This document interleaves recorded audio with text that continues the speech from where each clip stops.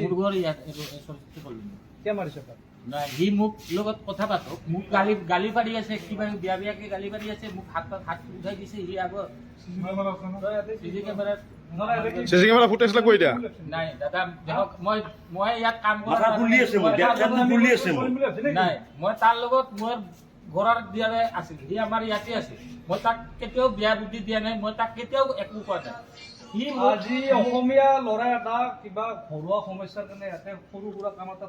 নিয়োগ হৈ আছে সেই বুলি কি তোৰ আণ্ডাৰত কাম কৰা বুলি তই তাক বেয়াকে ব্যৱহাৰ কৰিবি নেকি? নহয় তো দাদা মই এনেকা চিচি কেমেৰা ফুটেজ আছে নাই ভুল হৈছে মই তাৰ তাত লাগে ভৰিত ধৰি ক্ষমা খুজিম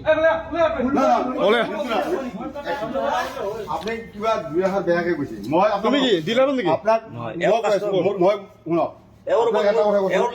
মই 27% এটা তুমি লাইলা মাপ দিছিছো ঠিক আছে তুমি লছ মই আপোনাক আপুনি বহুত বেয়াকে বিয়া মই কৈছো আপোনাৰ দাদা মই ডিসকাউন্ট আপোনাক 10% ধৰি দিছো তেনেকে কথা তাৰ নহয় পিছত আপুনি যদি ডিসকাউন্ট বিচাৰে তেনেকে তেনে নকৰিব। মালিকে মোক তই তাক গলত ধৰি এখন ৱালত আমি যে মাৰিছে সি মোক আহি পেলাই গালি পাৰি আছে ডাইৰেক্ট মোক গালি পাৰিছে তাৰমানে মই এটা ডিলাৰত মই ডিলাৰৰ কাম কৰি আছিলো বা ফাইনেন্সৰ আণ্ডাৰত কাম কৰিছিলো বা ফাইনেন্সৰ আণ্ডাৰত কাম কৰি আছিলো এখেতে ফাইনেন্সত মোৰ ফালৰ পৰা গাড়ীখন লৈছিল এওঁ চিনাকি ফাইনেন্সটো গাড়ী কৰিছিলো মানে এওঁ বুলি নহয় যিমান কাষ্টমাৰ আহে এখেতে মোক কি কয় মুনুক লগ পালি